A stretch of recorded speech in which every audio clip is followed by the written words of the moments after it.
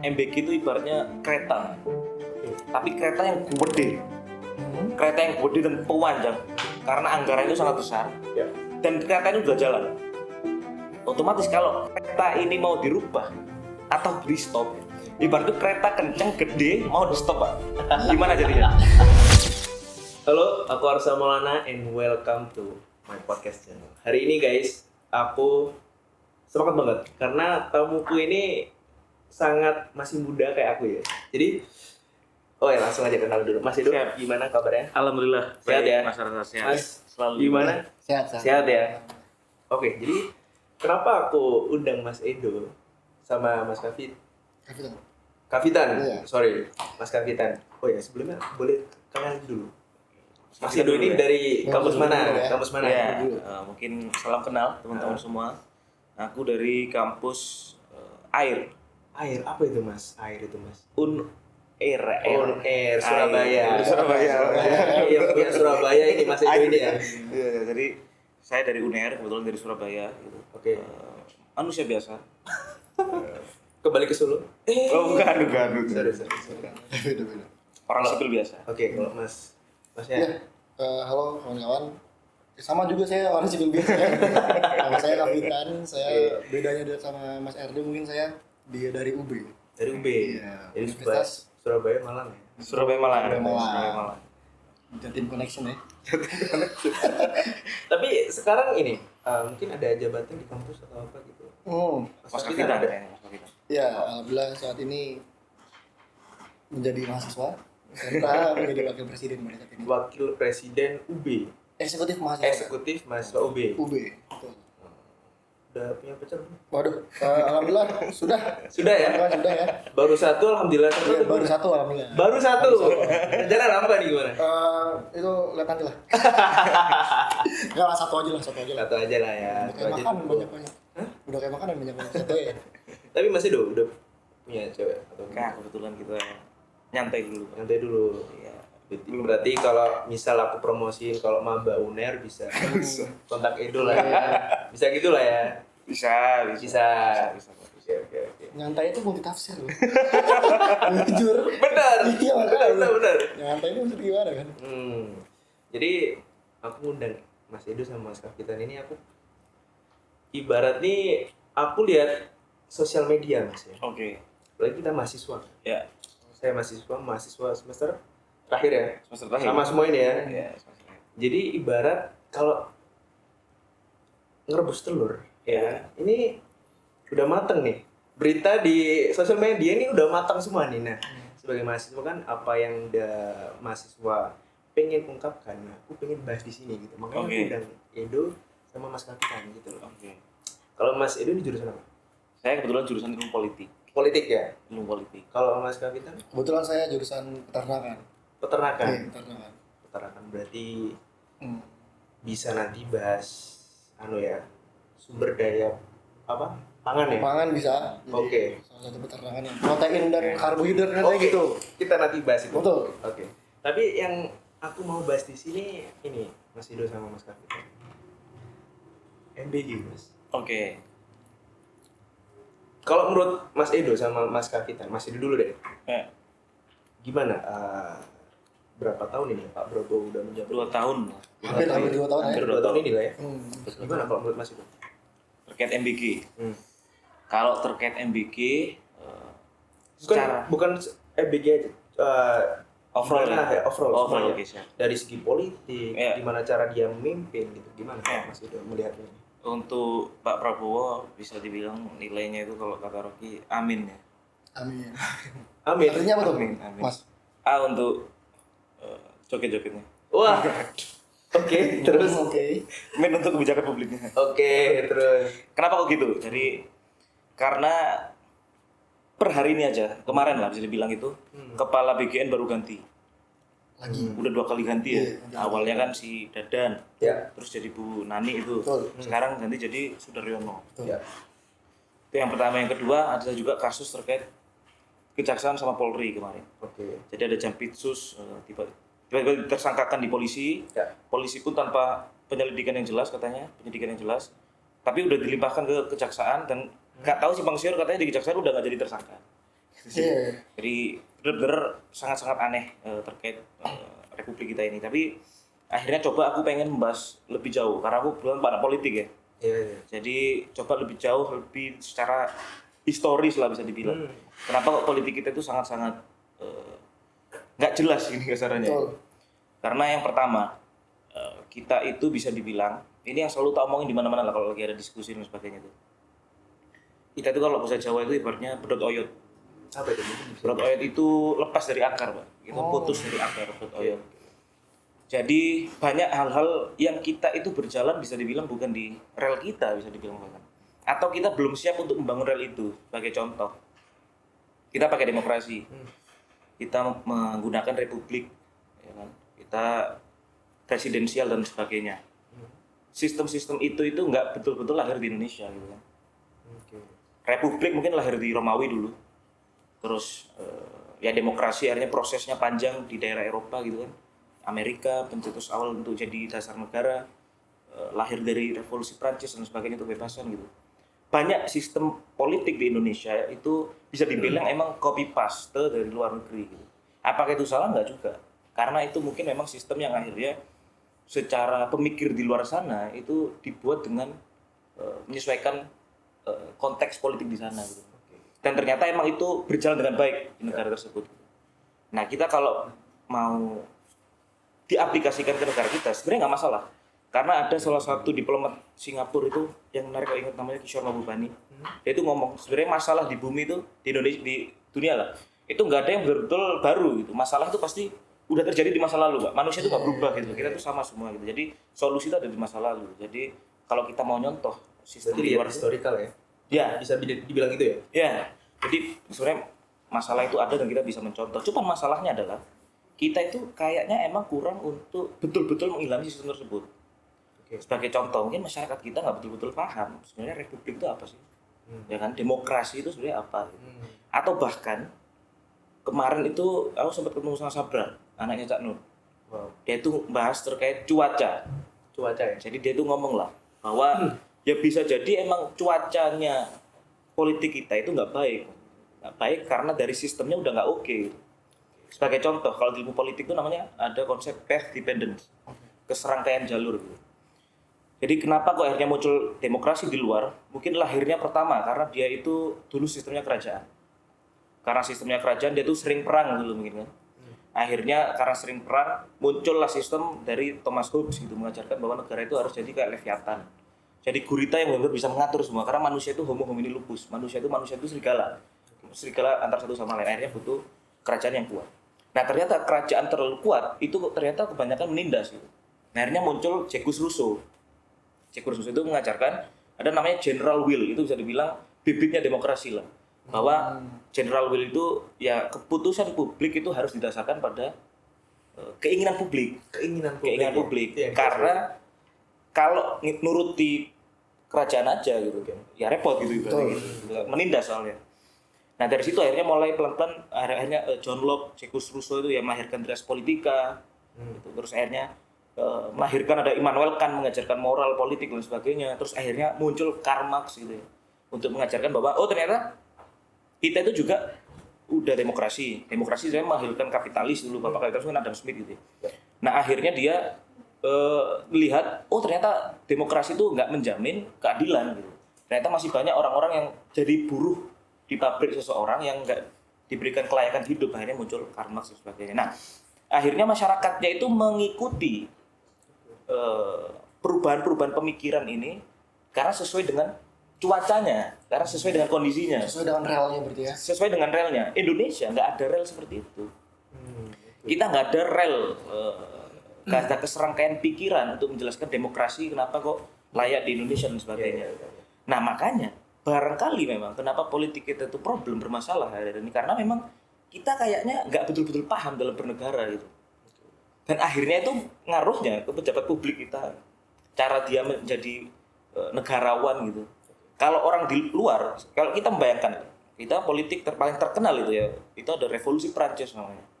Makanya kenapa di Prancis itu kebebasan berpendapat itu sangat dijaga gitu. Sangat dijaga ya? Sangat dijaga, kebebasan berpendapat, dia itu egaliter sebenarnya. Kenapa sangat dijaga? Karena ada historis, Pak. Bahwa dulu itu ada kerajaan yang istrinya itu ratunya itu makan dengan sendok emas tapi rakyatnya itu sulit makan gitu kan. Terus akhirnya ada kesenjangan antara kerajaan dan masyarakatnya ditindas dan sebagainya. Akhirnya dia melakukan revolusi. Dari revolusi akhirnya dia mengajarkan bahwa kita nggak boleh jadi seperti raja ini. Maka kita nggak boleh mengekang suara orang, kita nggak boleh berlaku tidak adil, kita nggak boleh meniru dia bahwa manusia itu nggak setara gitu. Nah Indonesia apa coba? Historisnya kita sering lupa, banyak peristiwa yang kita itu lupa dan nggak jadi pembelajaran untuk kita gitu. Jadi kalau tarikan holistik ya mungkin memang kita secara politik tuh benar-benar nggak mengilhami cara bernegara dan berbangsa ini. Pembukanya mungkin itu Mas Arsan. Jadi bisa dibilang prematur bisa dibilang ya. Bisa dibilang prematur dan kita gagap dalam melaksanakan republik ini. Karena nggak betul-betul paham gitu. Kita tuh demokrasi kayak gimana nggak paham. Mungkin istilah Gen Z-nya tuh FOMO kali ya.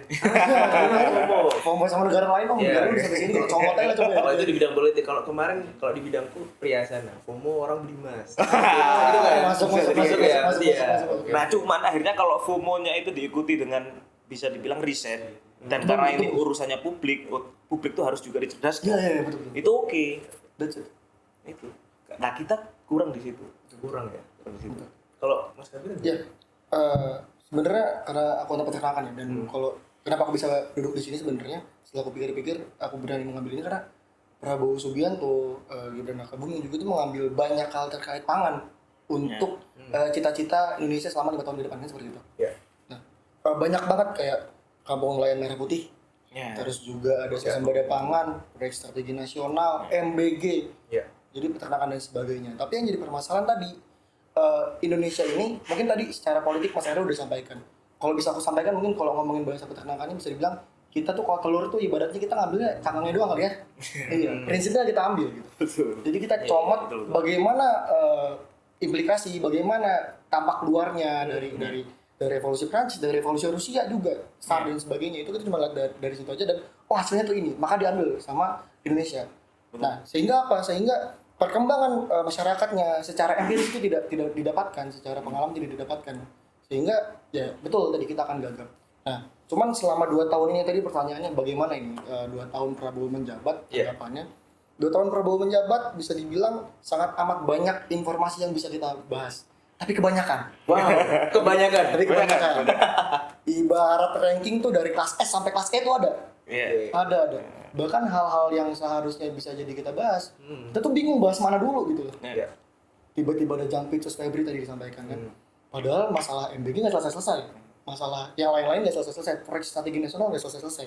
IKN aja ini kemana kita nggak paham gitu. Jadi banyak hal yang perlu untuk dibahas dan ini malah kalau pandanganku pribadi ya mas di sini, bahwasannya ini adalah cara pemerintah menurutku ini secara aku sebagai kan kalau kata Tamala kan kemewahan terakhir pemuda dari idealisme ini, saya mencoba untuk menjadi idealisme dulu kali ya. Menjadi idealis adalah ya ini dibiarin, ya udah lu terima semua nih apa yang kita buat. Bingung kan mau bahas kayak gimana, bingung kan mau gerak seperti apa. Itu sepertinya saat ini terjadi demikian. Oke, tapi kalau dengan program kerjanya Pak Prabowo ini ya, itu apa menurut Mas Ido sama Mas Kavita itu udah bagus atau itu ya contoh lah, ambil contoh MBG. Itu program MBG-nya itu udah bagus atau belum? Oke. Sebenarnya kalau dari tujuan orang kan, kalau orang banyak bilang kan tujuannya emang bagus ya bagus. Tapi apakah bisa diaplikasikan? Aku pribadi sebenarnya melihat belum bisa diaplikasikan di sistem politik Indonesia yang tadi disampaikan oleh Mas Erdo begitu. Karena apa? Karena masih sangat amat banyak orang-orang gagap yang berpolitik. Masih sangat amat banyak orang-orang yang mungkin akan memikirkan perut-perutnya aja. Aku melihat MBG itu ada salah satu salahnya di situ. Salahnya apa lagi? Bukan MBG, seluruh program kerja Prabowo bisa aku bilang ini sistemnya adalah hierarkis dari pusat langsung ke bawah. Dari pusat langsung ke bawah. Jadi apa? Sistemnya kalau ada. Contoh, kita ngomongin swasembada pangan. Karena aku jujur lagi fokus ke sana. Karena aku peternakan dan memang aku coba lihat swasembada pangan ini jadi permasalahan juga.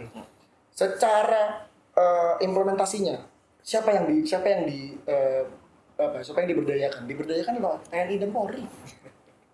Ini swasembada pangan bos. Ini masalah apa? Masalah petani, masalah pertanian. Tapi yang petaninya mana? Dapat apa? Enggak. Kayak gitu. Itu baru satu. ada banyak permasalahan, diversifikasi pangan, ada banyak permasalahan kajian ekologis, ada banyak permasalahan masalah geografi. Bayangin, ngomongin swasembada pangan tapi yang dibahas apa? Beras doang. Swasembada beras. Padahal swasembada beras. Padahal kalau ngomongin swasembada itu kan Jadi banyak ya? iya banyak, tapi bisa diakses, Mas. Oke. Nah, orang-orang kita ini nggak bisa mengakses karena apa? Mahal. Itu kan jadi pertanyaan, ini swasembada apa enggak? Karena nggak semua orang bisa menikmati yang katanya berasnya banyak itu. Dan jadi permasalahan, Indonesia terlalu fokus pada beras.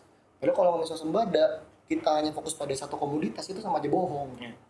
Apalagi kondisi geografi Indonesia nggak selamanya padi itu cocok untuk ditanam. Salah satunya apa? Papua. Dapat aku bilang, proyek strategi nasional yang ada di Papua itu adalah ketika ada dua kemungkinan. Pemerintah ini emang kurang cerdas, atau yang kedua, pemerintah ini memang tidak peduli akan kajian-kajian ekologisnya dan kajian-kajian akan kebutuhan pangannya. Kalau ngomongin Papua clear bos, sagu. Kenapa tiba-tiba ditanam padi? Kenapa tiba-tiba ditanam jagung? Gitu kan? Itu jadi permasalahan. Dan kenapa cuman 4? Pokoknya swasembada pangan tuh 4 yang difokuskan. Gula, lalu kedelai, lalu jagung, lalu beras. Kenapa hanya 4 itu? 4 itu ya? Kenapa hanya 4 itu? Padahal dengan kita kepulauan ada 5 pulau besar gitu. Kenapa hanya hal itu saja? Kan Tapi jadi kalau dilihat itu bisa nggak diterapkan semua? Bukan hanya 4 aja. Kalau itu bisa nggak diterapkan? Bisa. Kuncinya apa? Kuncinya adalah pertama penekanan SDM sebenarnya. Wah, aku lulusan UB. Aku mahasiswa UB. Sorry. Aku mahasiswa UB. Ada fakultas pertanian. Dan aku yakin banyak banget fakultas pertanian di Indonesia. Betul. Itu sebenarnya orang-orang top, orang-orang yang paham. Gini deh, food estate kita bahas. Permasalahannya apa? Monokultur. Ini sangat amat orang pertanian mungkin ya, sangat amat orang lingkungan. Kalau monokultur itu nggak baik buat lahannya. Kenapa? Akan terjadi degradasi lahan. Ibarat gini, Mas. Sebelumnya hutan lindung, sebelumnya biodiversitas dalam lingkungan tersebut sangat banyak. Pohonnya banyak, terus banyak juga hewan-hewan di sana. Kalau diubah jadi sawah, harimau bisa hidup di sawah? Nggak bisa. Pasti. Hal kayak gitu yang jadi permasalahan. Dan Bisa, itu, tapi manusianya yang nggak bisa hidup. iya. Jadi kalau beberapa kali komunikasi, ada satu hal yang jadi masalah besar pemerintah kalau menurutku. Ini secara mudahnya aku sebut pemerintah itu nggak paham peta realitas. Peta realitas kebutuhan dari masyarakat seperti apa, peta realitas geografi dan ekologisnya seperti apa, juga peta realitas bagaimana bermainnya. Seperti itu. Cuman ada satu hal yang ini saya tanyakan juga Mas Erdo mungkin nanti. Ya, boleh.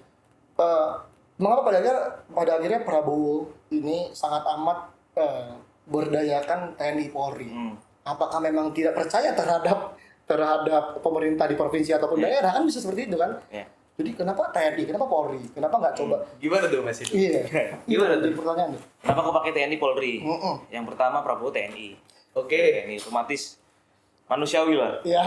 Orang timur kan, biasanya kembali ke rumah itu biasa itu. Akhirnya berusaha untuk menyenangkan orang yang melahirkan saya dulu, tempat yang Tapi itu melahirkan. apakah bagus atau mungkin penilaian itu gimana? Bagus enggaknya itu sebenarnya dinilai dari Gimana? kebijakan publik dan efek publiknya. Oke. Sebagai contoh gini loh. TNI itu sebenarnya nggak boleh 100% mengurusi urusan sipil. Iya. Urusan sipil itu urusannya polisi memang harusnya. TNI itu ya emang ada beberapa operasi yang non perang itu. Ya. Yang diatur itu, dan salah satu yang diatur kan terakhir yang ramai itu LGBT gitu ya. Iya. Baru banget. Baru banget itu. Baru. Jadi tapi kalau untuk menjelaskan itu yang menarik di Amerika ada film namanya lupa. Intinya konstitusinya itu sangat oke dengan dibuktikan apa. Jadi di film itu meskipun ini fiksi tapi memang itu nyata di Amerika. Jadi ada film presidennya itu mau dibunuh bisa dibilang. Ya. Nah akhirnya karena presiden ini butuh langkah cepat, dia itu harus pakai TNI untuk menyelesaikan pembunuhnya itu. Iya. Nah langsung dia itu ada bisa dibilang ya kalau sekarang tuh orang pemerhati hukum dan sebagainya lah, itu menggugat dia di MK. Nggak boleh kamu pakai TNI, padahal itu urusannya sama presiden. Nggak boleh kamu pakai TNI karena ini urusan sipil.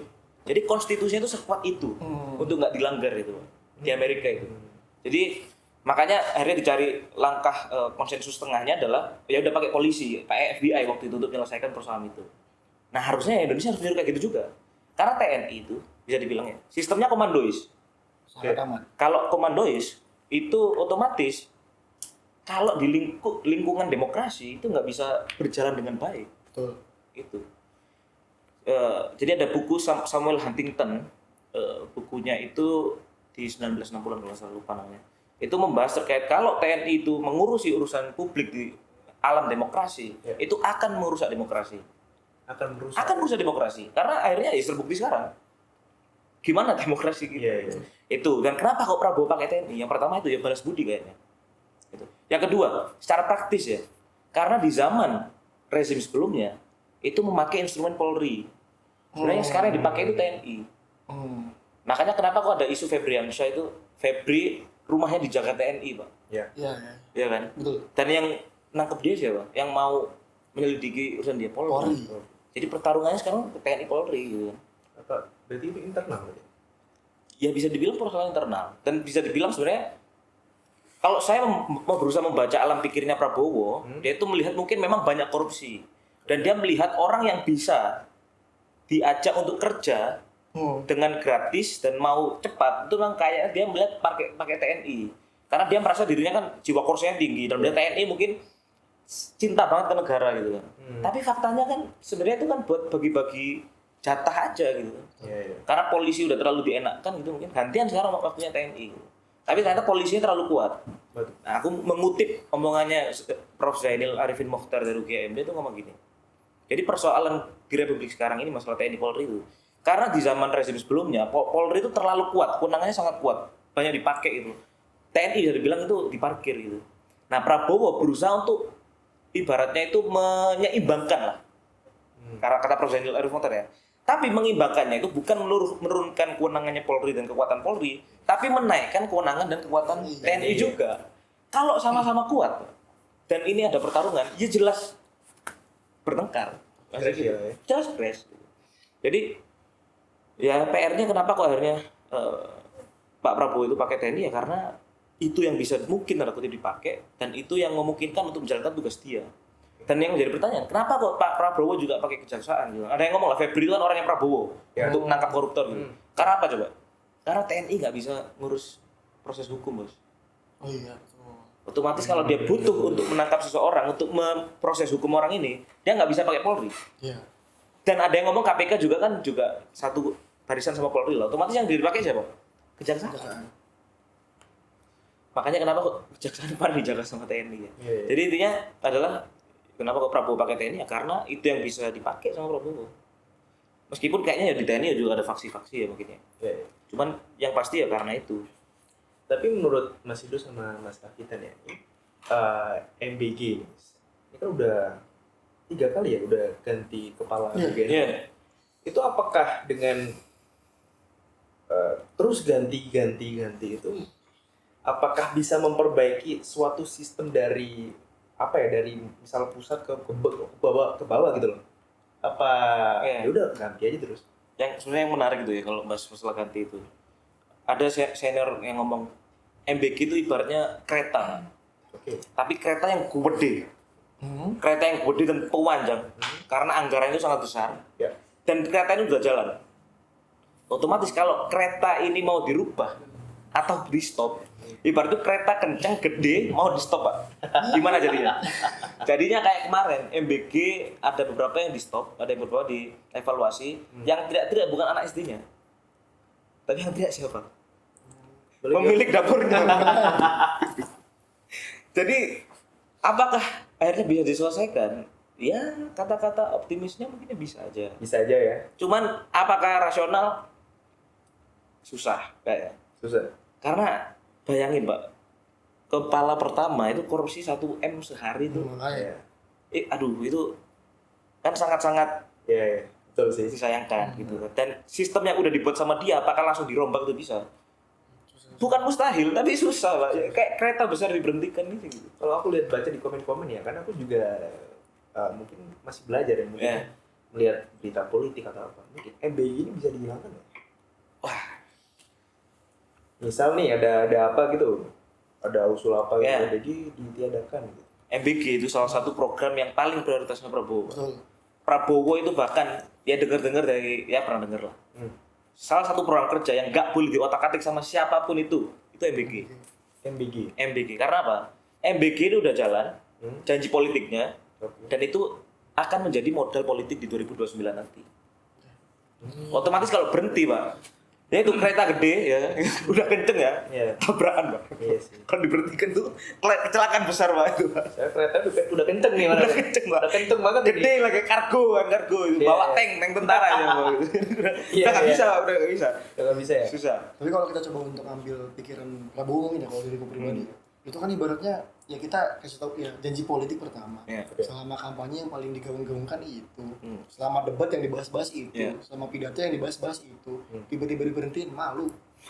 Mungkin akan malu. Betul, Akan malu. betul. Maksudnya itu yang dari awal 2 tahun sebelum 2 tahun bahkan. Ya. Berarti hitungannya 2,5 tahun lah sudah digaung-gaungkan kan. Oke. 2,5 tahun digaung-gaungkan tiba-tiba berhenti total. Nah itu nggak wise juga betul untuk jalan politiknya juga udah nggak bagus. Iya. Terus juga ini ada salah satu programnya juga Kopdes ya. Udah tahu kan pasti udah Kopdes Merah Putih ini. Nah, Ya. tanggapan mungkin Mas Dido atau Mas Kapitan. Kemarin kan ada yang udah rekrut, tapi ada beberapa yang gugur. Astagfirullah. Bukan gugur sih. Iya. 3 orang ya? Berapa ya? 3 orang. 3 orang, 3 orang. Kalau tidak salah. Iya. 3 orang. Iya. Itu ada yang orang UNER itu. Oh. Ada orang UNER, Pak. Itu apa? Masih ini Lulusan. lulusan Uner UNER ya, ya? uner. Wow. Nah, itu menurut Mas Edo gimana pandangan gitu? Apakah harusnya kan ketika kita mengurusi koperasi atau apapun suatu hal dengan berkaitan mungkin manajemen, Ya. apakah dilatih dengan yang ikut berbau fisik yang sangat-sangat membutuhkan tenaga yang besar gitu loh? Ya. Atau mungkin di pikiran dari pemerintah dari Pak Prabowo itu mungkin menimbulkan jiwa nasionalisme yang tinggi. Mungkin bisa juga. Bisa. Pasti itu pikiran. Tapi menurut Mas Ido atau Mas Kapitan itu efektif atau enggak? Kapitan dulu. Iya. Sebenarnya kalau ditanya efektif apa enggak, tentu enggak. Tentu enggak. Itu kan calon manajer ya misalnya, calon manajer Kopdes. Dan yang saya tahu ini baca-baca dan terafirmasi juga. Ya. Salah satunya adalah baca Kompas. Maksudnya bagaimana cara menelisik, cara menggunakan Kompas dengan baik. Maksudnya apakah di Kopdes itu menggunakan Kompas? Jadi kalau ditanya beras di mana? Oke, silakan. Itu penting sebenarnya Kompas itu. Kompas penting ya. Karena Kopdesnya kan di tengah hutan, Pak. Jadi Nah. jadi perlu mata angin kan. Di atas gunung aja, di atas gunung ya. Jadi perlu itu. Di atas gunung. Kalau tersesat itu penting, Pak. Ya pertama apa ya? Nggak wise lah untuk pada akhirnya itu kan ibaratnya didoktrin. Kalau orang itu adalah didoktrin. Salah satu doktrin paling mudah adalah ya membuat orang itu kita karantina, maksudnya kita kurung hingga pada akhirnya ya udah dia akan masuk apa yang kita ingin bawakan gitu kan. Dan itu nggak oke lah, maksudnya secara ilmu manajerial aja ya. Iya kan, secara ilmu manajerial aja ya seharusnya kan berpikir kritis sudah salah satu dasarnya untuk ilmu manajerial. Kalau ada masalah apa, maka harus seperti apa solusinya. Ya hal kayak gitu nggak wise. Tapi dengan adanya koperasi desa yang Merah Putih ini, apakah membantu UMKM juga ya? Enggak? Atau gimana? Ini Secara ideal membantu. Membantu ya? Secara ideal koperasi. Iya. Kalau menurut pandangan Mas Edo misalnya, Kopdes ini tujuannya apa? Oke. Kopdes itu kan tadi nambahin dikit terkait yang ada yang korban itu. Ya itu bukti lagi-lagi kalau TNI masuk ke alam demokrasi, Pak. Oke. Betul. Langsung ada buktinya, Pak. Iya. Itu yang pertama. Yang kedua, menumbuhkan rasa patriotisme atau nasionalisme dengan cara-cara militeristik itu yang setauku ya di sejarah dunia itu terjadi cuma sekali. Oke. Di zamannya Nazi, Pak, Hitler itu kan pakai militeristik gitu. Iya. Jadi nggak tahu ini negara mau dibawa kemana. Itu yang pertama. Ya, Balik lagi ke mungkin saya potong kita semua mendoakan keluarga ya kan yang ditinggalkan oleh pasti. anaknya. Apalagi alumni UNER sendiri, Pak, itu. Ya. Ada ini nggak? Ada pas waktu berita itu ada berdoa bareng gitu. Itu kayaknya belum lihat aku. Kayaknya ada. Mungkin Mas Hidu bisa menyuarakan. Oh iya, siap. Gitu. Nanti dari sini ya nanti. Iya, boleh. Langsung doa. Menghadap kamera Mas.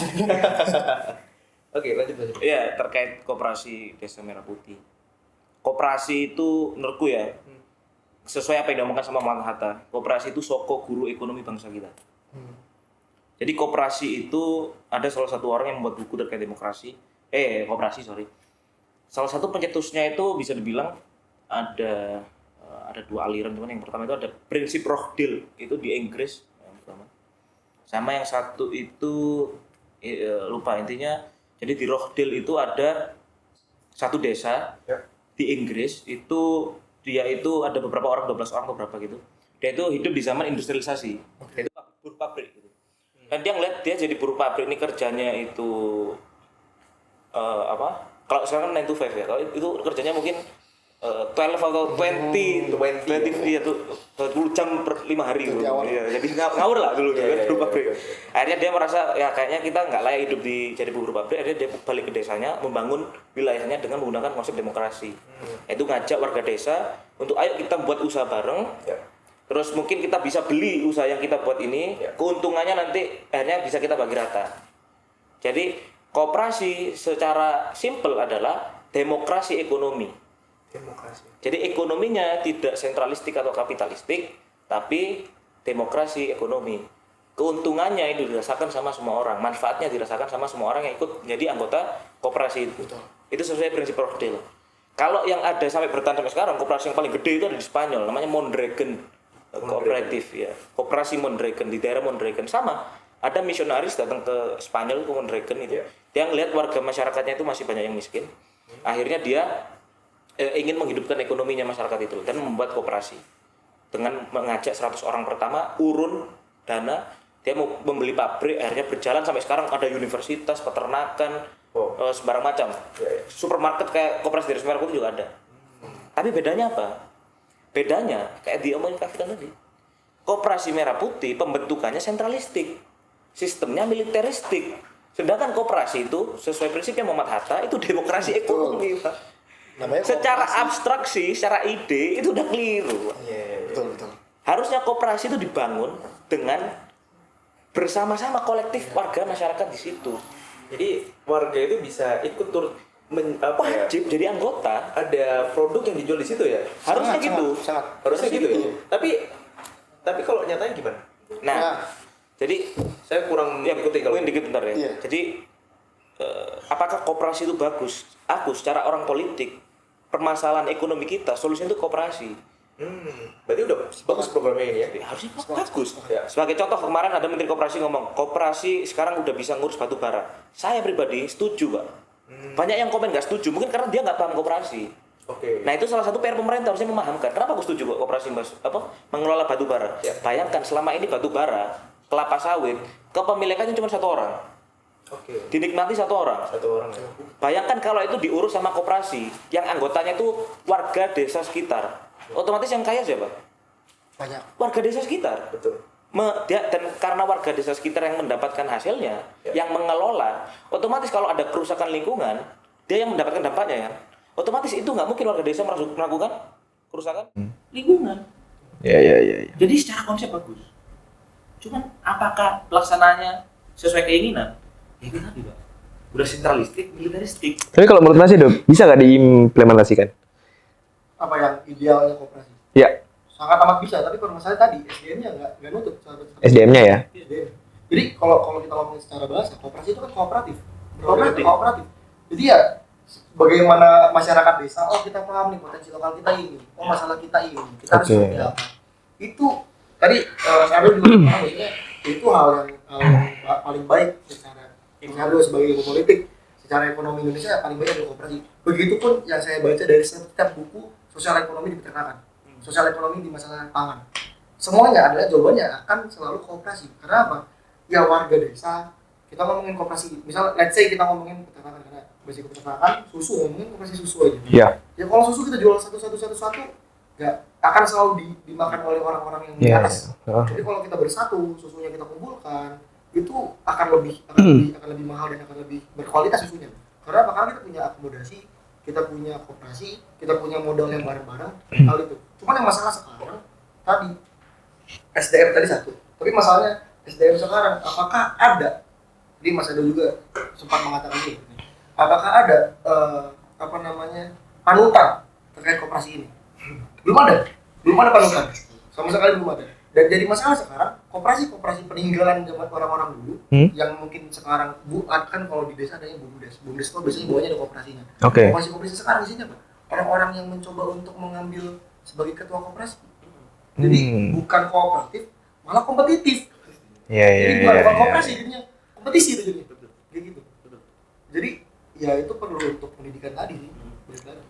Nah, bayangkan koperasi itu sebenarnya keperluannya untuk jadi manajernya ya. Iya. Dia tuh harus mengetahui psikologi orang sekitar. Oke. Dia tuh mampu untuk mengajak berdiskusi warga daerah sekitar. Iya. Dia tuh harus mampu membaca potensi daerah sekitar. Oke. Harus bisa menggerakkan. Dan apakah itu dipelajari dengan cara militeristik? Enggak, Pak. Iya. Dan itu malah menjauhkan orang tersebut dari desanya. Iya, betul. Dikumpulkan jadi satu. Iya. Sebenarnya jawabannya satu sebenarnya. Kalau yang aku pikirkan ya selama ini, kita perlu local heroes. Ya, Kita perlu local heroes. local strongman. Local strongman. Atau ya mungkin kalau local heroes dikiranya cuma satu orang gitu. Pokoknya orang yang peduli terhadap lokal aja gitu. Iya.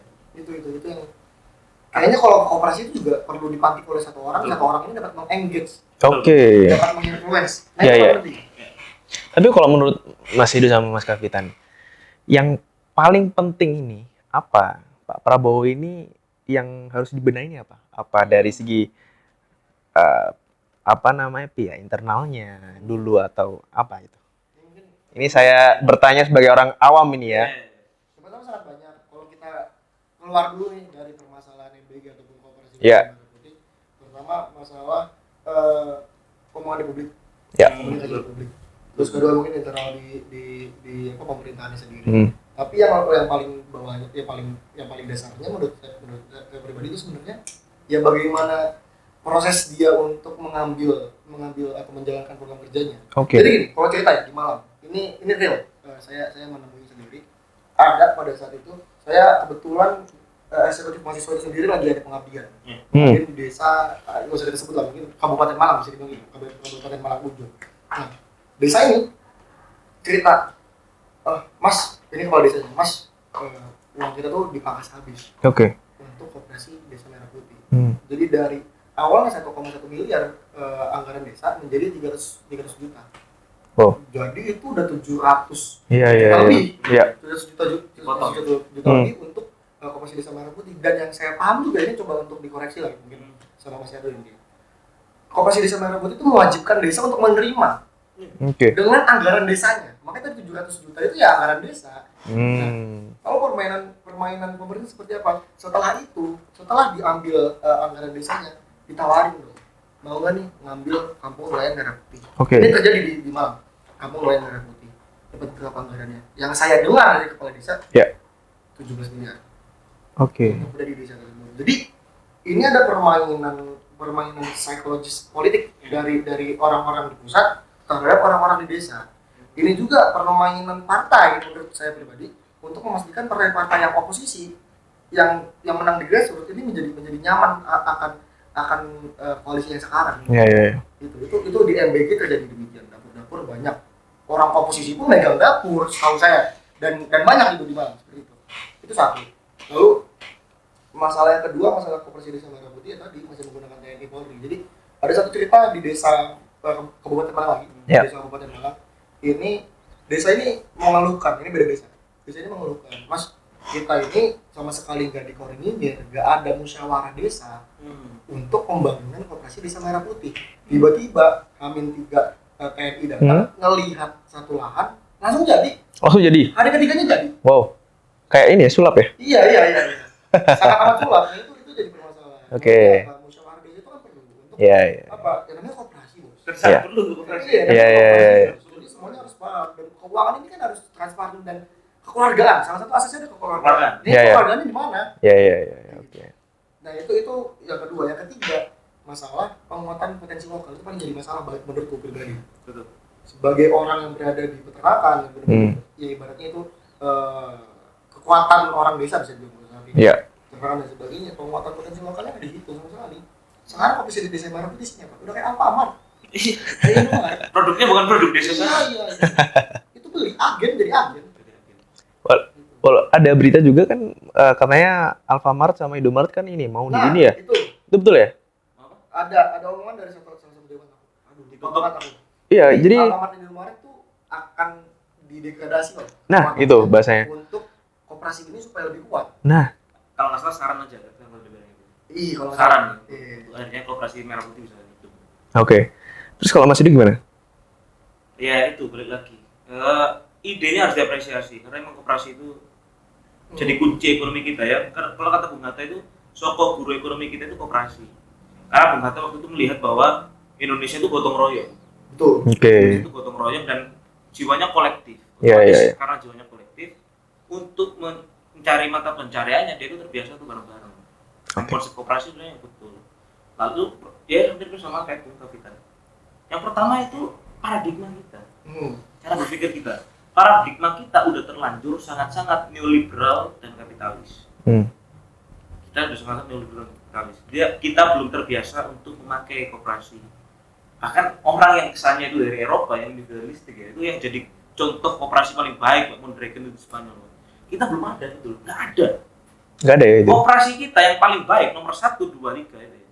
Yang valuasinya udah bisa sampai triliun per miliar itu. Koperasi simpan pinjam. Ya. Koperasi simpan pinjam itu emang koperasi, cuman itu bukan koperasi yang diharapkan hadir. Oke. Koperasi itu, nah yang dari PR juga ini. Koperasi itu banyak konsepnya. Ada koperasi yang untuk mengumpulkan barang ini. Ada koperasi produksi, koperasi distribusi. Ada koperasi yang dia itu beli tahan secara tanda kutip grosir banyak, dia beli otomatis dapat harga murah, dijual lagi ke anggota dengan harga yang murah juga, ngambil keuntungannya sedikit supaya dia itu mendapatkan harga murah dan keuntungannya ini dibagi lagi untuk masyarakatnya. Jadi yang beli anggotanya sendiri, tapi keuntungan juga dibagi lagi, tapi dia dapat harga yang murah. Oke. Itu kan sistem yang sangat baik, Pak. Iya. Masyarakat Indonesia sangat-sangat hidup kalau pakai sistem koperasi. Tapi itu PR-nya. Secara paradigma, cara berpikir kita masih belum Masih bisa belum. menerima koperasi. Maka PR-nya apa? PR-nya ke DMP harusnya bukan jadi tempat jual beli dulu, tapi jadi tempat untuk ruang publik berdiskusi. Oke. Jadi harusnya ke DMP itu bukan buat jualan, Pak. Iya. KDMP itu buat jualan ide dulu. Oke. Aku membayangkan ya, kalau aku mau buat koperasi dengan dana yang sekian, berapa? 700 juta. Itu gampang, Mbak, kalau kita secara ide itu udah pas. Udah cukup ya itu. Cukup secara ide. Coba kita jangan bangunnya dulu. Kita kumpul dulu, Mas. Kita ada dana sekian. Apa potensi kita? Ayo kita pilih pakai cara koperasi yang mana untuk akhirnya menghidupkan kita. Entah jadi pengumpul susu, entah akhirnya jadi koperasi yang memproduksi. Wah, itu bisa dibayangin ini ya. Karena gini, koperasi itu nggak hanya untuk, misal koperasi kan sekarang yang pakai kan susu ya. Iya. Sebenarnya studio foto itu bisa dipakai sistem koperasi. Tempat jual beli makanan, kafe itu bisa pakai sistem koperasi. Oke. Semua perusahaan yang ada itu bisa pakai sistem koperasi. Karena perbedaannya hanya di sistem aja. Gitu. Oke. Sebagai contoh ya, kalau langsung implementasi nyata ya. Aku mau buat kafe, tapi pakai sistem koperasi. Ya. Yang pertama yang harus dilakukan adalah semua orang yang bekerja di sana memiliki hak suara yang sama. Otomatis nggak ada kepemilikan tunggal. Oke.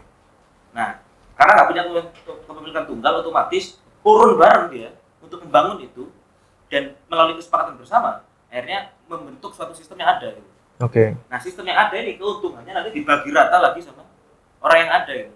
Tapi ada mungkin ya ada hitungannya 40% tuh untuk modal yang tetap gitu kayak dana abadi lah gitu. Jadi untuk membangun dan sebagainya. Jadi semua merasakan Pak, manfaatnya.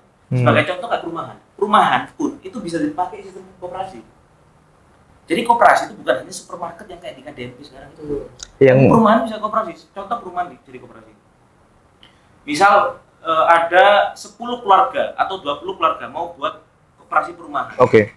Jadi 20 keluarga ini berkumpul bareng membahas, ayo kita mau membuat rumah di daerah tempat tertentu, ayo kita urun untuk membangun supaya harga bangunannya untuk membangunnya itu bisa lebih murah. Karena beli tanahnya jadi lebih bisa langsung banyak, beli semuanya langsung banyak, membangunnya bareng-bareng. Oke. Nah, tapi kalau di koperasi perumahan emang dia itu bukan kepemilikan pribadi, tapi hanya kepemilikan koperasi. Oke. Otomatis dia itu kalau mau tetap tinggal di sana harus masuk ke anggota koperasi ini. Mungkin ada urunannya setiap 1 tahun atau apa, tapi pasti lebih murah. Jadi semua itu terasa ini ya, dampaknya itu Sangat luar biasa. sangat luar biasa ini. Makanya, aku waktu ngomong ke anaknya Cak Nun Sabrang itu, Ya. Mas Sabrang, saya kalau sistem politik nggak tahu solusinya apa udah. Tapi kalau ekonomi, solusi kita tuh koperasi memang. Jadi kalau kita tuh menjalankan koperasi ya, dimanapun itu ya, nggak ada orang miskin, Pak. Oke. Sebenarnya idenya bagus. Makanya PR kita itu KDMP itu jangan jadi tempat jual beli dulu, tapi tempat jual beli ide. Jual beli ide. Jual beli ide. Bukan jual beli produk-produk yang emang sudah ada di. Wah, udah banyak kelihatan kan itu ya. Masyarakatnya dikumpulkan dulu. Diajak, ayo kita bikin koperasi. Oke. Ayo kita mau jualan apa, kita mau bikin apa. Bahas rembuk dulu, baru dibangun. Baru hidup itu. Baru hidup. Iya. Nah sekarang sentralistik, Pak. Jadi dari awal pun konsep koperasi, konsepnya Pak Prabowo, niatnya bagus. Implementasinya bukan koperasi. Itu udah benang merah sama yang tadi sampaikan Mas Edo di awal. Mas Edo di awal ngomong bahwasanya ya Indonesia ini kalau tadi aku sampaikan sebenarnya FOMO lah ya. Iya. Nah, ini pengimplementasian koperasi pun FOMO gitu. Maksudnya tiba-tiba udah mau jualan, tiba-tiba mau beli. Harusnya tadi betul. Akhirnya iya, saya juga baru masuk juga dari Mas Edo bahwasanya ya betul harusnya jadi jual beli ide gagasan. Jangan kan jual beli ide gagasan dulu, mungkin bisa bentukan karakter dulu. Iya. Itu dulu kayaknya itu. Pembentukan karakter dulu kayaknya. Soalnya apa? Orang Indonesia sepertinya sudah terlalu kapitalistik kalau saya. Iya. Nah, orang Indonesia ini terlalu dimudahkan apa mau serba instan. Ini jujur, kekurangan koperasi mungkin bisa dibilang ya bertahap ya. Bertahap. Sebenarnya sama juga kayak orang kapitalis, maksudnya ketika orang memang mau membesarkan suatu perusahaan, ya bertahap gitu. Gak semua mungkin tahan akan hal itu. Nah, gimana bikin karakter orang-orang seperti itu dalam satu desa? Jadi emang program ini sebenarnya sangat hidup dan kalau emang implementasinya udah bener, itu bermanfaat. Bayangkan ini ya. Dragon itu yang valuasinya udah triliunan. Iya. Kita jadi anggota aja, kita mungkin bisa digaji per bulan 30 juta. Oke. Karena udah hidup banget. Usahanya udah banyak. Karena usahanya banyak, otomatis keuntungannya lebih besar. Iya. Keuntungannya lebih besar, otomatis pembagian rataannya lebih banyak. Berarti ibaratnya kalau Dragon itu perusahaan induk udah malah ya. Perusahaan induk. Jadi sambung-sambungnya banyak. Banyak, usahanya banyak. Jadi bayangkan kalau selama ini oligarki yang punya perusahaan itu mendapatkan keuntungan misal berapa ratus triliun itu buat dia sendiri. Wow. Tapi kalau koperasi berapa ratus triliun itu dibagi untuk beberapa orang. Dan bayangkan kalau KDMP ini jadi satu perusahaan yang keuntungannya mungkin tanda kutip ya, ini paling jelek lah mungkin misal 100 miliar per tahun. Dan yang ikut misal 1.000. Per orang dapat ratusan juta Mas ya. Wah. Ya kan? Itu jadi kalau orang melihat bahwa koperasi itu bertahap memang iya. Tapi apakah koperasi tidak menguntungkan?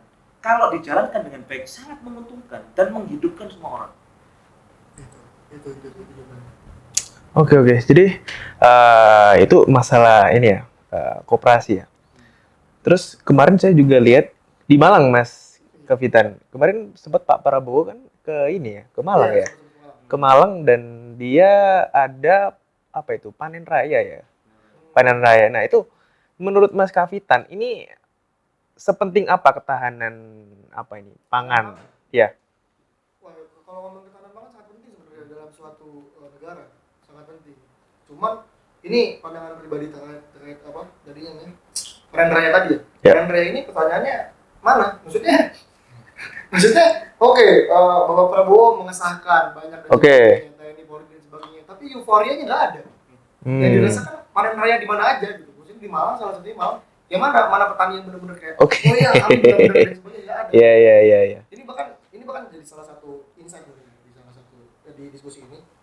Ini jujur, ada salah satu politeknik pertanian. Tahu lah kalau politeknik pertanian berarti pol apa gitu kan? Iya. Oke. Ini itu tuh ketika menjadi mahasiswa wajib untuk nge-like atau komen-komen di YouTube ataupun video-video komentar. Wajib. Salah satu syarat untuk ini koreksi mungkin, tapi ini dapat dari teman asli orang mahasiswa sana. Oke. Syarat wajib untuk semhas itu adalah bukti mereka tuh udah subscribe gitu ya? Subscribe, like. Waduh. Iya, dan bahkan salah satu implementasi di PNS pertanian, bisa dibilang tingkat desa dan sebagainya. Itu membuat satu grup isinya 1.000 petani. Yang mana grup itu isinya cuma apa? Cuma kirim-kirim video mantan. Jadi apa yang tadi disampaikan oleh Mas Erdo Boyoni ya, ini Prabowo itu terlalu meromantisasi Iya.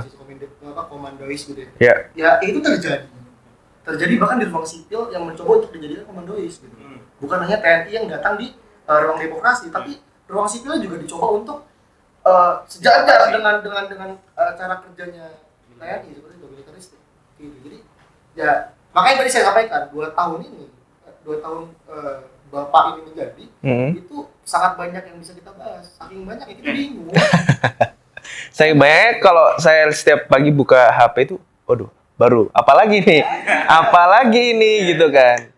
Jadi saya sebagai juga mungkin saya juga bergerak di bidang perhiasan ya. Jadi juga harga di emas itu ya, itu kan relatif naik turun, oke kan? Nah, untuk ini saya mau tanya misal buat Mas Kapitan ya. Saya pernah ya dengar lah dari tetangga. Dia itu penjual sayur ya. Sayur di pasar gitu kan, di pasar. Nah, ketika ada program MBG ini, kebanyakan tuh harga itu naik.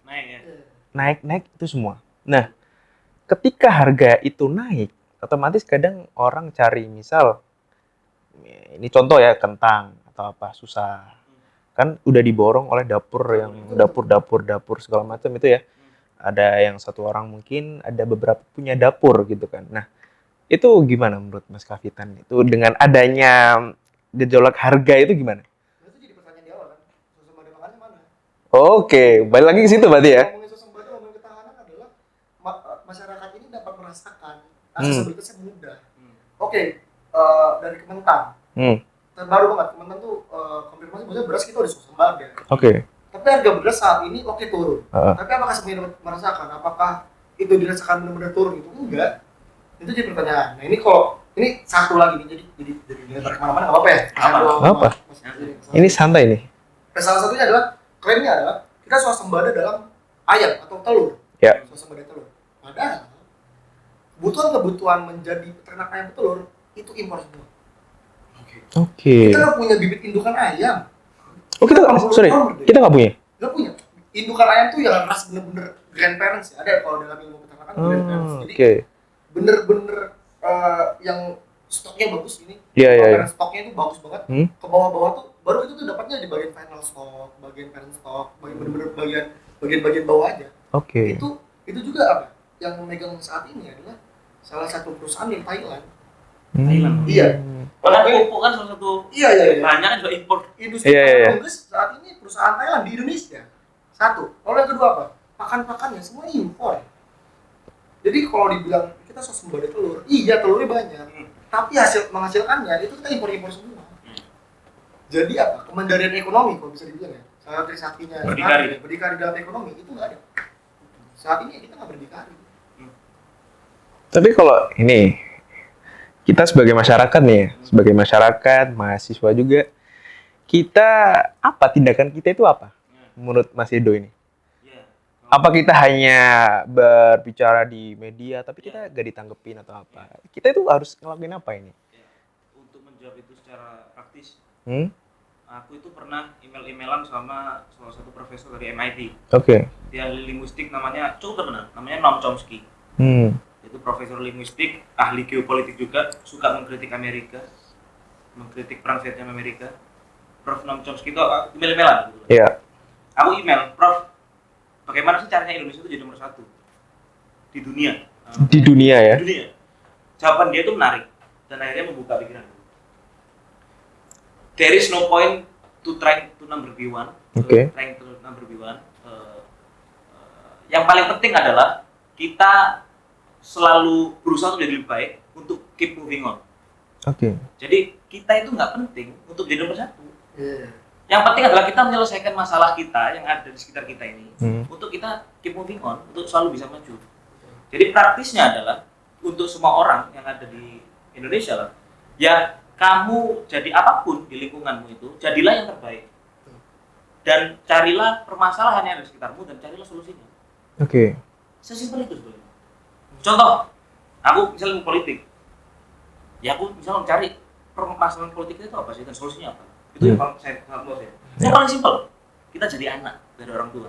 Apa sih problemnya dari keluarga kita gitu? Ya kita cari solusinya. Sesimpel itu. Dari hal kecil yang kita lakukan. Yang pertama itu. Yang kedua, untuk area dalam konteks politik ya.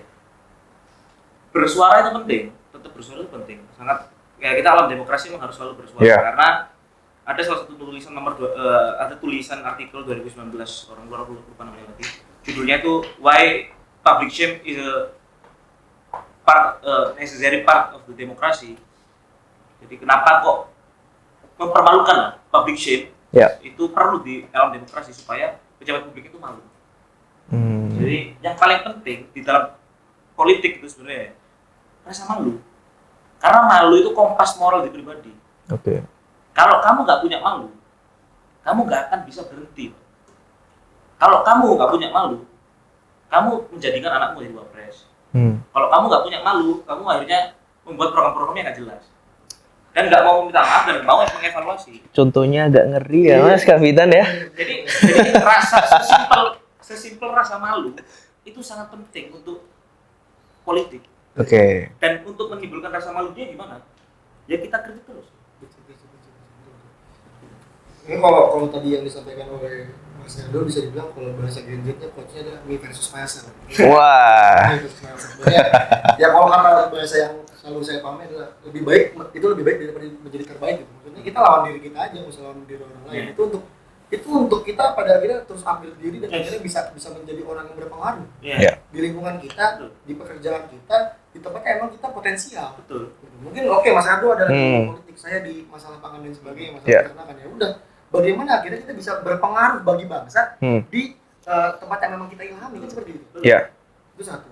Nah, tapi ini ya, saya tuh memahami kalau di ilmu peternakan ada namanya ini, fenotip sama dengan genotip plus lingkungan. Yang mana tampak luar itu sangat dipengaruhi oleh genotip atau potensial diri dengan lingkungannya. Atau kalau salah satu, kalau nggak salah, lupa namanya, tapi salah satu ilmuwan terkait sosial itu menyebutkan suatu besarnya behavior itu adalah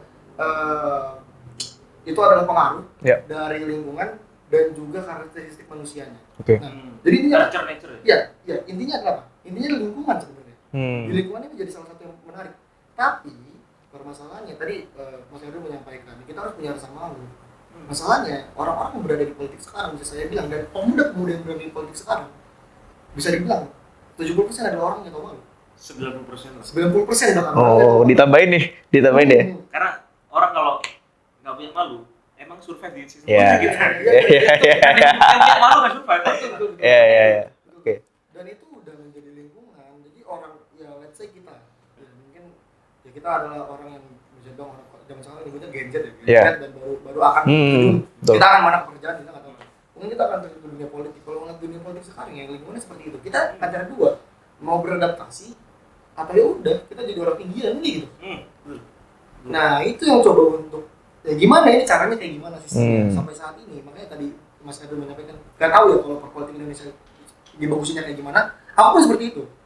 Sampai saat ini aku pribadi jujur masih nggak paham kapan Indonesia akan bangkit. Di titik mana Indonesia akan bangkit dan caranya seperti apa? Aku pribadi tidak menemukan hal itu. Menarik banget. Jadi terkait rasa malu itu, jadi tadi ngobrol sama Kak Vita, ada penelitian aku lagi lupa namanya. Kamu nggak salah orang Jepang atau mana? Jadi perbedaan rasa malu di Barat dan Timur itu, kalau Barat itu guilt, rasa bersalah, kalau Timur itu shame, malu. Kalau guilt itu didasari dari faktor kompas moral dia. Jadi orang Barat itu ada kompas moral yang dia itu melakukan sesuatu itu malu melakukannya. Jadi dia itu merasa bersalah, nggak sesuai sama moralnya. Kalau di Asia atau di Timur itu kebanyakan malu karena efek eksternal. Jadi dia itu melakukan ini karena malu dilihat orang lain. Malu sama tetangga, malu sama keluarga dan sebagainya. Nah kalau Barat itu lebih ke dalam dirinya, kalau Asia itu lebih ke karena faktor eksternal. Makanya kenapa Barat itu sering kita melihat itu Perdana Menteri mundurkan diri dan sebagainya gitu. Makanya karena itu tadi rasa bersalah. Nah ada yang membantah penelitian itu, yang membantahnya adalah orang Jepang sendiri lagi. Di Jepang itu rasa malu yang dipakai, bukan rasa guilt. Tapi orang Jepang bisa menggunakan rasa malunya untuk akhirnya bertanggung jawab secara publik. Jadi di Jepang itu, karena dia itu salah satu budayanya itu selain dia itu malu, tapi budayanya itu ada budaya disiplin. Ya. Budayanya itu adalah kalau terlambat itu sangat malu. Kalau dia itu melakukan kesalahan itu malu. Otomatis malunya ini berefek pada keputusan publiknya juga. Oke. Dan akhirnya berani untuk menyatakan itu. Nah kita mungkin lagi-lagi nggak tahu lah budaya apa ya. Kalau malu itu bahkan bukan Sampai bingung dia masuk kapitan. Sebutinnya apa gitu, sampai bingung dia. Tapi ya bingung ngomongin ideologi kita apa? Oke. Nah kalau malu bukan akhirnya minta maaf, tapi nyari jalan lain untuk tidak malu, Pak. Kalau kita malu korupsi sekarang, Ya. berarti gimana caranya? Kita nanti nyalon lagi, kan, untuk mencari muka lagi. Ya. Gitu. Nggak ada kompas moralnya. Oke. Nah lagi-lagi makanya kembali ke awal. Kenapa kok akhirnya path dependence, keserangkaian jalur itu sepenting itu, atau tarikan budaya sepenting itu? Karena melalui budaya itu adalah hal yang dia percayai, yang dia resapi, Ya. yang dia pahami dari kehidupan sehari-hari. Dan otomatis rasa-rasa yang dia percaya tadi Ya. diimplementasikan dengan baik kalau itu tetap ada. Oke. Sebagai contoh gini. Jadi kenapa budaya di Jepang itu masih baik politiknya? Karena budaya malunya dia itu memang harus disiplin dan tegas. Otomatis dia berani untuk menyatakan itu. Disiplin. Masih ada tarikan budayanya. Oke. Misal kalau di Cina lah, misal. Kalau di Cina itu kalau tahu ya, di Cina sering ada kaisar yang membunuh orang banyak. Oke, ya. Gitu. Makanya kenapa dia berani untuk menghukum korupsi pejabat-pejabatnya? Karena apa? Ada tarikan budaya. Nah Indonesia kehilangan tarikan budaya itu. Kenapa itu sangat penting? Bayangkan kita itu hidup di Indonesia. Ada orang di desa A, di desa B. Ya. Desa A dan desa B, tahu nggak hukum itu kayak gimana? Sistem hukum positif kita. Ya. Pasal A, pasal B, pasal tahu nggak? Nggak tahu. Ya. Masyarakat kita tahu nggak di demokrasi itu kayak apa? Ya. Bisa jadi nggak tahu. Ya. Tapi kalau kita itu ada tarikan budaya, bahwa di Jawa itu ada nilai-nilai bahwa kita itu harus unggah-ungguh dan sebagainya. Itu lebih meresap, lebih dipakai, lebih nangkep gitu. Nah, akhirnya kalau itu dimasukkan ke sistem politik kita, akhirnya masyarakat itu melihat suatu sistem itu dengan cara dia berkehidupan sehari-hari. Itu nggak bisa di ini ya? Bisa dipahami.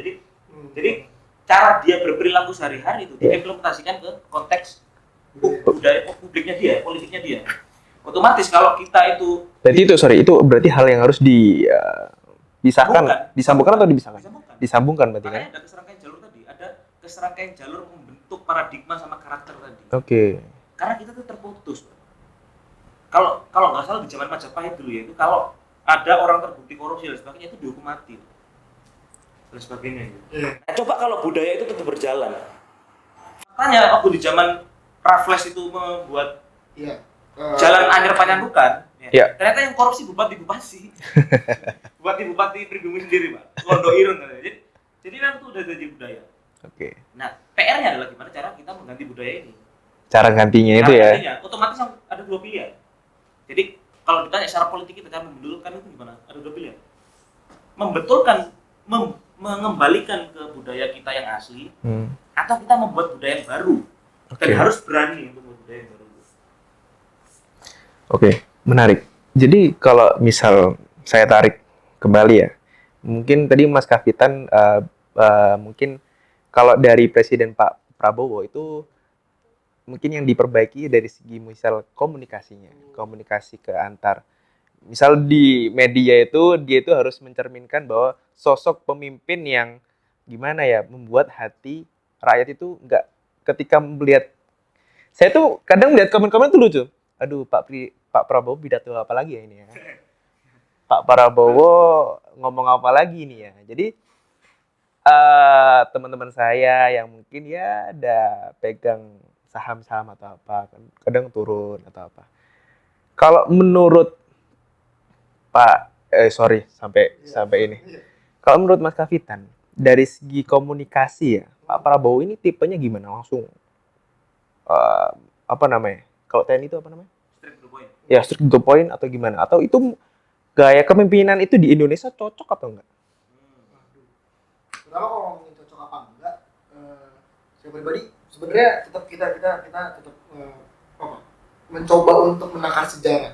Tapi saya pribadi jujur untuk permasalahan politik baru aja on-onnya atau benar-benar meleknya itu dari SMA. Jadi mencoba menakar sampai sekarang masih mencoba menakar sebenarnya suara seperti apa dan sebagainya masih mencoba menakar. Nah, kalau ngomongin Prabowo, sebenarnya ada salah satu buku. Ini beda out of context lagi, salah satu buku. Lupa bukunya apa, tapi menyebutkan bahwasannya pemimpin yang datang dari militeristik itu berusaha untuk menjadi heroik. Oke. Itu tertulis di literatur ya. Itu tulis literatur. Jadi apa? Yang terjadi di masa sekarang, apa yang disampaikan oleh Bapak Prabowo, sikap-sikapnya Bapak Prabowo, ngasih abolisi, ngasih bla bla bla dan sebagainya, bantuan di akhir kayak last minute dan sebagainya. Coba ngasih kebijakan coba ngecek ombak, kebijakan cek ombak. Dulu kan yang LPG awalnya kan yang dari siapa? Bahlil. Jadi kan seperti itu. Dari masyarakat begini, tiba-tiba Prabowo yang mencoba untuk top.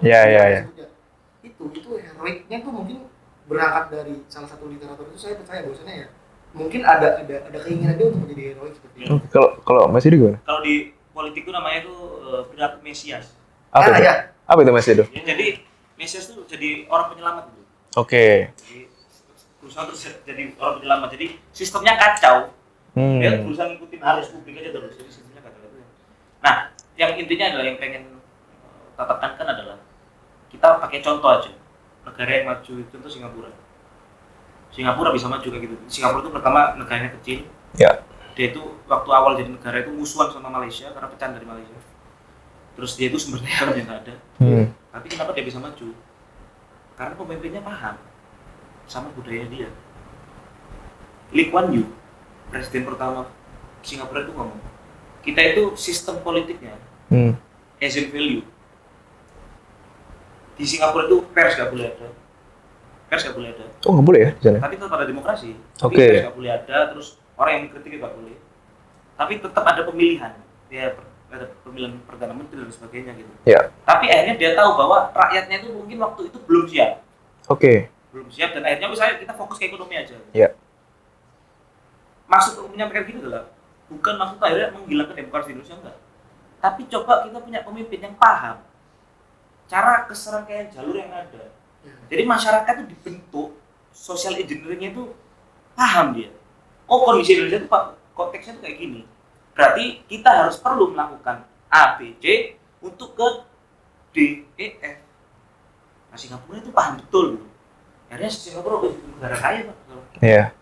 Cina pun, Deng Xiaoping itu salah satu pemimpin di Cina, itu belajar sama Singapura. Makanya sekarang Cina, ya komunisme, sosialis with characteristic Chinese. Kalau di politik itu komunisme with characteristic Tiongkok. Kenapa dia gitu? Dia itu komunis, sosialis. Kenapa kalau dia melakukan itu? Karena supaya politiknya itu stabil. Politiknya kejaga, satu partai komunis. Tapi sistem ekonominya apa? Kapitalis juga ya. Dia gabung WTO, World Trade Organization dan sebagainya. Jadi pemimpinnya itu perlu yang betul-betul paham. Nah, kebanyakan pemimpin yang paham itu bukan dari militer, tapi memang orang yang sipil dan orang yang bisa mikir. Itu yang pertama. Yang kedua, yang menarik ya kalau bahas terkait Singapura sama Cina untuk orang-orang Asia, kita itu perlu benevolent diktator. Benevolent diktator yang baik hati. Ada orang yang ngomong gitu lah. Diktator yang baik hati. Ya ini agak pandangan radikal. Cuman akhirnya benevolent diktator itu nyatanya memang bisa merubah negara-negara berkembang atau dunia ketiga itu bisa maju. Meskipun ya banyak contoh demokrasi. Poin saya adalah kita sudah nggak bisa merubah demokrasi. Kita sudah nggak bisa merubah republik ini. Karena itu sistem yang sudah diilhami oleh kita semua. Kalau itu dirubah, perang saudara. Otomatis yang paling penting di dalam kenapa? Mencari formulasi baru yang sesuai dengan kebutuhan zaman sekarang. Sebagai contoh, kenapa kita nggak berani untuk mengubah bangsa ini jadi federasi? Kenapa kok kita nggak berani untuk berbicara bahwa Indonesia terlalu besar dan tidak ada negara kepulauan seperti Indonesia dan ternyata kita butuh wakil presiden itu ada 3.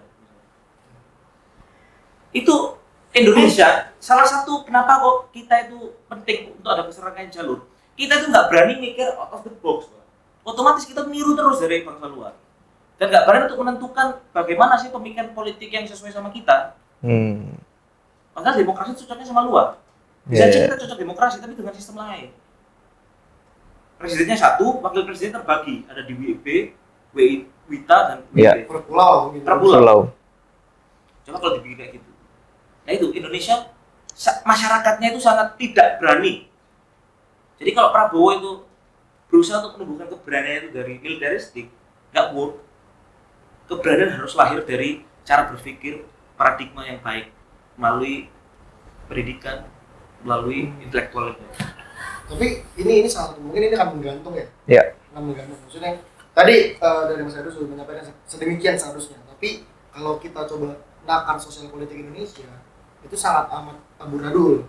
Jujur ya, maksudnya amburadul adalah orang yang mau jadi pemimpin itu akan ada timbal balik dengan orang yang menaikkannya. Gitu. Dan orang yang pemimpin ini juga akan mikir-mikir lagi, ini sebenarnya kalau gue ngasih kebijakan yang benar-benar idealis dan sebagainya, ini bagaimana rakyat gue akan seperti apa, bereaksinya akan seperti apa. Nah, itu yang menjadi PR saat ini. Mungkin Mas Edo ada jawaban, tapi saya pribadi, ya ini udah sulit gitu, timbal baliknya kompleks banget antara orang yang menaikkan, antara orang yang dinaikkan, antara masyarakat, antara pemerintah dan sebagainya, itu udah benang merahnya kusut-kusutnya. Kalau pikirannya seperti itu. Kusut ya. Mungkin kalau Mas Edo ada Itu karena permasalahan Republik ini perlu untuk penyelesaian jangka panjang. Tapi proses pemilihan presiden kita cuma 5 tahun sekali. Oke. Jadi proses long term itu harus terbatasi dengan prosedural short term tadi. 5 tahun sekali. Prosedur tadi ya. Sebenarnya kepikirannya adalah orang yang benar-benar bisa mengaplikasikan apa yang disampaikan oleh Mas Edo tadi adalah orang yang benar-benar peduli dan orang yang benar-benar kuat secara sosial politik dan ekonomi. Ya. Masalahnya orang-orang yang kuat secara sosial politik dan ekonomi apakah akan berpikir demikian, itu jadi permasalahan. Dan kuat itu dari cara berpikir juga. Iya. Karena dari sejarah yang ada, orang sipil aja yang bisa merubah bangsa dan hanya orang-orang yang mampu menjawab persoalan bangsa itu kan didapatkan bukan dari push up, bukan dari apa, enggak dari membaca buku. Bukan dari bisa. Oke. Oke, terakhir. Mungkin satu kalimat untuk mungkin Mas Edo dari jurusan politik ya, Mas Kavitan dari jurusan apa tadi? Peternakan. Satu kalimat yang menunjukkan kondisi Indonesia. Oh, jangan Indonesia. Indonesia cemas. Indonesia cemas. Itu ya. Satu kalimat ya. Indonesia buram. Oke. Buram lah ya. Jadi masih bisa lah ya, masih bisa untuk diterangkan tuh bisa ya. Ya kalau pikiran rasional tuh ya. Dalam membaca, menganalisis dan sebagainya, apakah 2045 itu emas? Mustahil. 100%. Wow. Udah lewat untuk mustahil. Tapi apakah ada potensi untuk Indonesia bisa maju? Sangat ada. Oke. Kalau Mas Kavitan satu kalimat. Sama sih sebenarnya. Kayaknya kepikiran Indonesia kusut sih. Optimis lah, kita harus optimis. Tapi kan sebagai mahasiswa, tapi kita kan harus kalau mungkin ada kebijakan dari pemerintah yang mungkin kurang baik untuk masyarakatnya, kita kan menyuarakan kan, tetap kan. Ada satu quote yang aku paling suka dari lama itu. Apa itu maksudnya? No matter how slow, keep going. Oke. Itu quotes gue, Pak. Jadi kalau Mabel disuruh nulis quotes-nya apa, aku selalu nulis itu. Oke. Ini mungkin tanpa terasa udah 1 jam kayaknya Mas Edo. Kita ngomongin apa namanya? Mulai dari MBG tadi ya, MBG Kopdes sampai dengan semuanya kita bahas ini. Tapi mungkin Argentina sampai Portugal ya. Waduh, kalau itu dibahas lagi bisa nambah 1 jam lagi. Siapa yang pemenangnya? Apa? Tapi mungkin kalau misal nanti saya akan bahas tentang politik lagi, bisa lah undang Mas Edo lagi. Atau mungkin udah bahas tentang pangan, boleh ya. Mungkin soalnya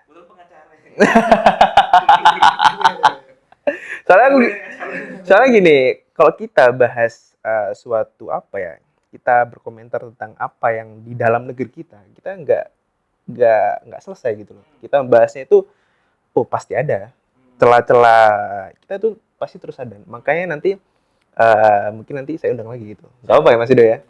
Mungkin nanti nggak tahu mungkin dengan siapa atau dengan tokoh publik siapa gitu kan. Oke gitu ya.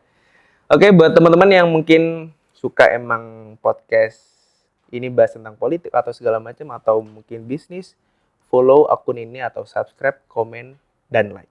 Oke, see you di next episode. Dadah guys.